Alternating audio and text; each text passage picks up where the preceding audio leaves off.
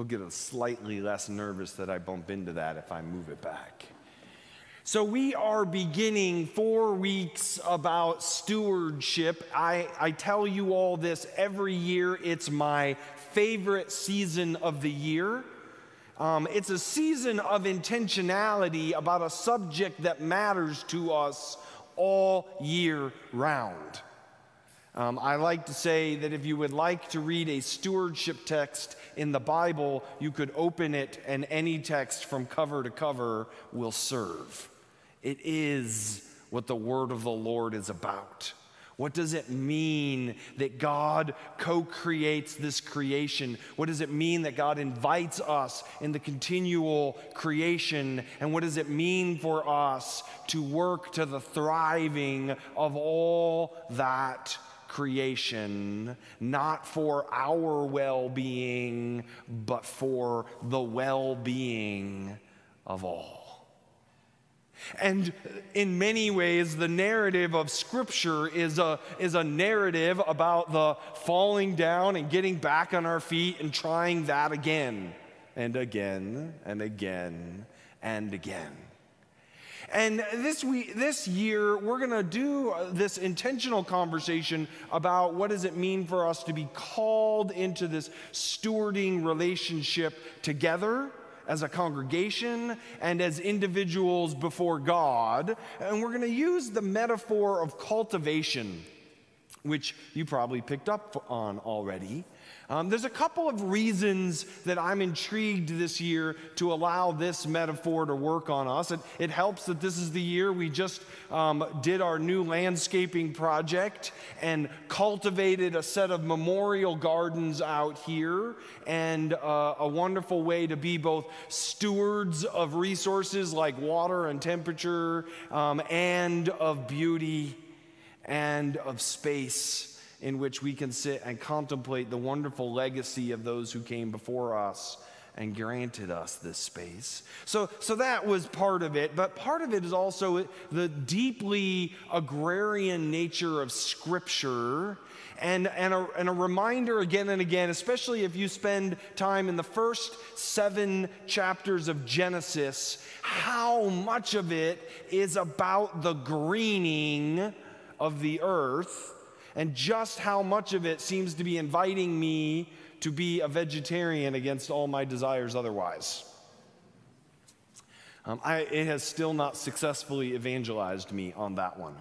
But this whole idea of God's creation, and then of God molding Adam and Eve, molding humankind in God's image and placing us in the garden.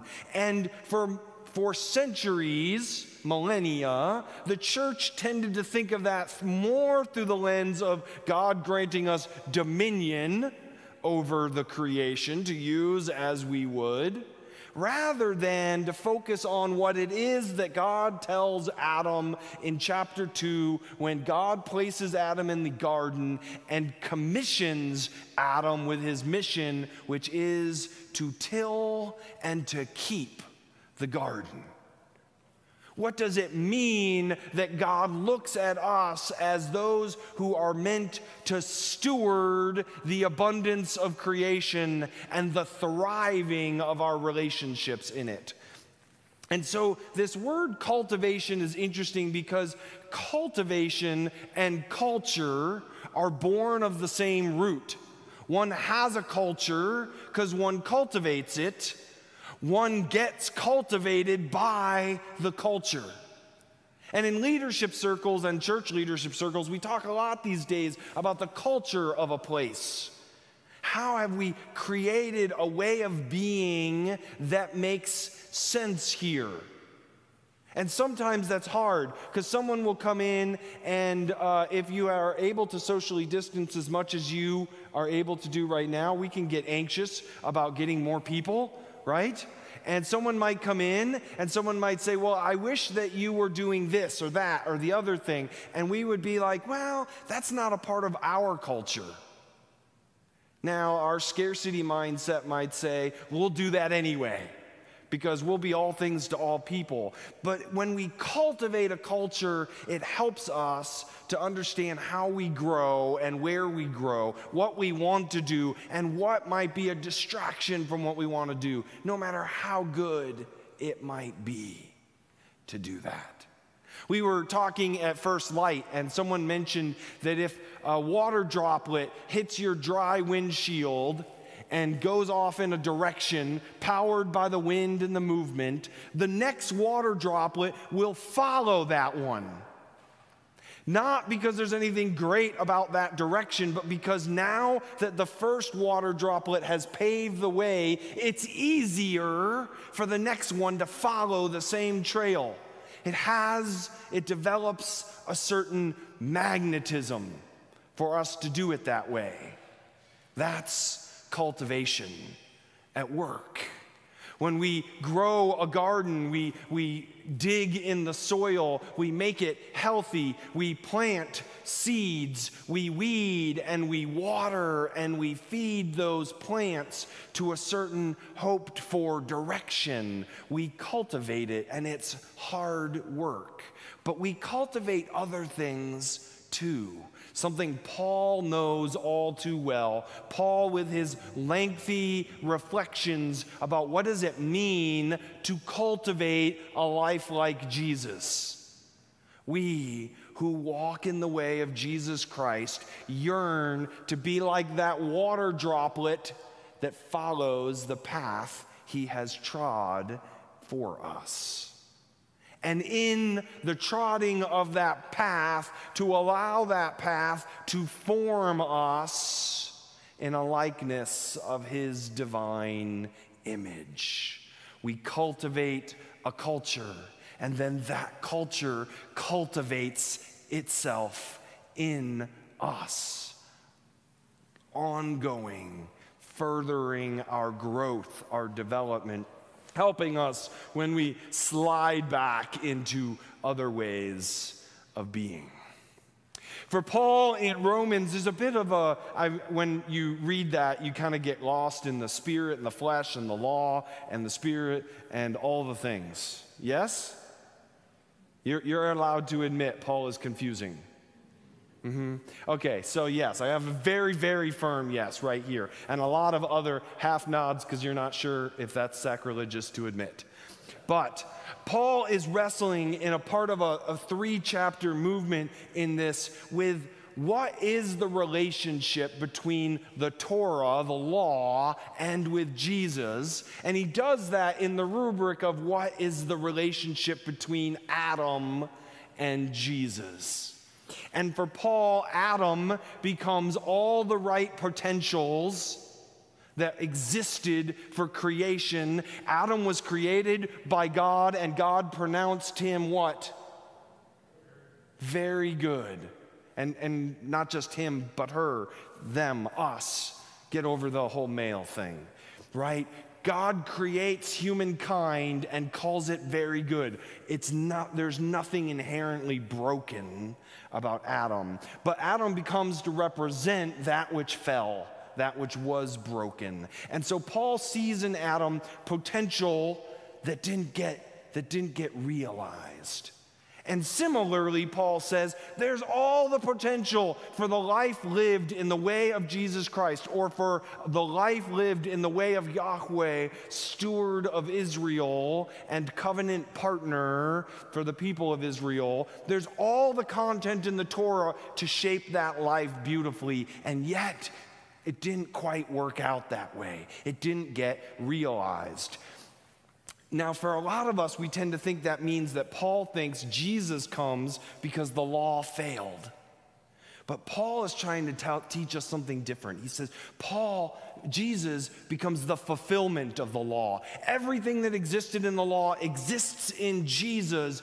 It's just that we can begin to relate differently to it because Jesus is it coming to us in personal relationship. Jesus is coming to us to help us to see the law and the life it wanted us to live out of it. And we are, more often than we admit, concrete thinkers. I had the opportunity to go down to the University of Utah to pick up Warren after his first half of his first semester of college. One of the fascinating things about going to the parent orientation over the summer is they give you this lecture that says, don't be a helicopter parent, don't be a snowplow parent, let your kids make their mistakes. And then they say, oh, by the way, your kids don't have a fully formed cortex yet, so they'll make a lot of mistakes. I picked up Warren, and the night before, he had been in the emergency room, not for himself, but taking a colleague who had maybe had too much to drink. And when we were coming back, someone's like, so maybe putting, 20,000 not fully formed cortexes together wasn't our best idea ever. But there's the idea of creating a culture whose culture then cultivates in us what we want to learn. There's the need to start to aspire to a thing before we've grown into it. And what Paul saw in the law was that kind of concrete learning we needed before we were able to think through it all for ourselves. But what Paul says is the way our flesh turned that wrong is we began to look for loopholes. We began we invented lawyers. I'm sorry, lawyers out there, I love you all. And we found the ways to keep the letter of the law, but not the spirit of the law. And we found ways that the law began to limit our growth rather than be the foundation upon which to launch into it.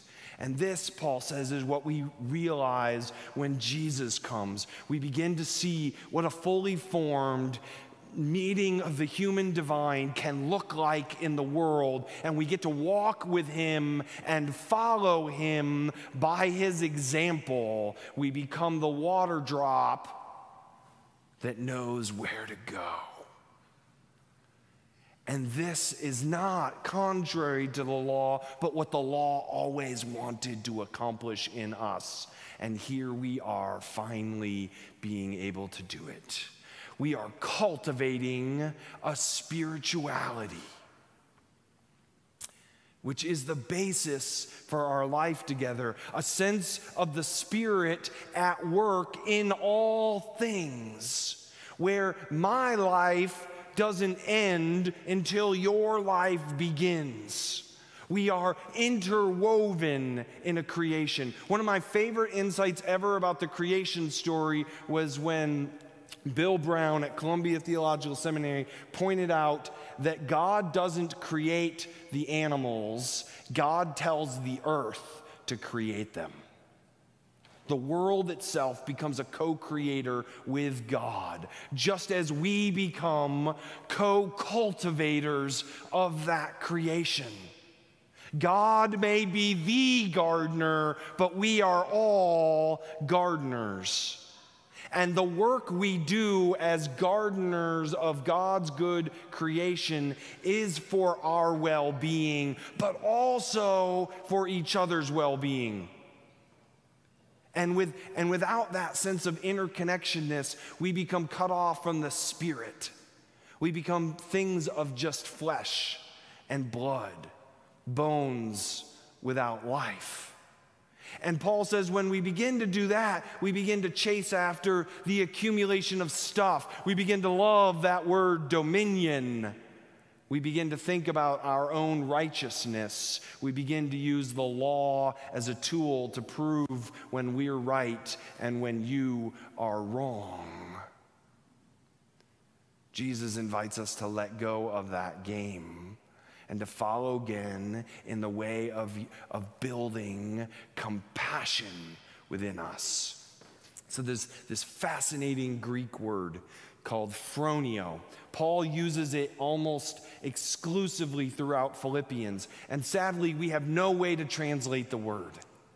The word kind of means gut instinct, right? It's not think and it's not feel, but it's the marrying of thinking and feeling when your guts react to something. When you see injustice on the street and you get upset about it, that's phroneo. That's you feeling that this is wrong, right? And you didn't think it. It wasn't necessarily a cerebral thing, but it came with thoughts attached to it. This, Paul says, is what we're cultivating when we cultivate a spirituality. We're cultivating a gut like Christ's, that shares with his sense of compassion and justice. It's this, Jesus said, for instance, when the Good Samaritan saw the robber beat up on the side of the street, that he could not help but have his gut instinct say, I have to help him. But the people of the law said there's no law that said I have to help him, so I don't, right? In spirit, law. It's not that the law is wrong, it's that the law, when it ceased to form us in these gut instincts, became insufficient. We needed to keep cultivating, keep being formed, keep leaning in to God's vision of community and the interconnected, interwoven nature of life. Years ago, I get caught up in the superlative game. Do you get caught up in that game too? What's the biggest of this or the largest of that? I look up. I think the internet was invented so that I could Google things to find out. And years ago I was looking for what is the biggest tree, right? Because aren't the giant sequoias beautiful? Even the weed that we have growing down here in front of the hospital. Right? So they're beautiful and they're big and there's something awesome about that solitary individual awesomeness. But if you Google what is the largest tree, you don't get a tree, you get tree colonies. Do you know what a tree colony is? Like aspens are a good example of that. An aspen isn't a single tree. And aspen's root systems are all connected. They are actually a single organism, where an entire mountainside of aspen may be technically a single organism with multiple manifestations of it. The deep and abiding spirituality of God is that exactly. In our roots, in our deep modes of being, we are all one. Individual manifestations of a single divine image, yearning to seek the good in each other, yearning to replicate Adam's, finally this one is bone of my bone, flesh of my flesh. And that takes cultivating in the same way you have to cultivate the soil and the seed and the nutrients to grow a garden. God says the sermon is over.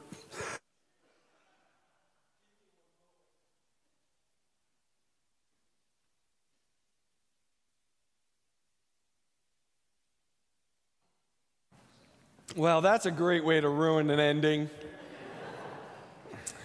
We're never really done. There is no such things as endings. As we continue to walk together through thinking about what it means to be cultivators of God's garden and cultivated by God's garden, it begins with our own sense of spirit. It begins with our own sense of what is it that we want to be the animating principles of our life. When someone walks away from an interaction to you, do they say, wow, he's really angry? He's really driven? He's really smart? He's really divisive? Or do they say, there's a gentleness of spirit there that brings out the best in me? There's a love and a mercy and an affirmation and sure accountability that makes me want to be the water droplet that goes that way. What is the spirituality that animates our lives? And how is our life inviting others to walk that way along with us? This is where we begin in the cultivation of the garden God has given to us together to steward for the goodness of all creation. Thanks be to God. And there's some good cultivating going on in that room right now, too. I'm just telling you there is. I can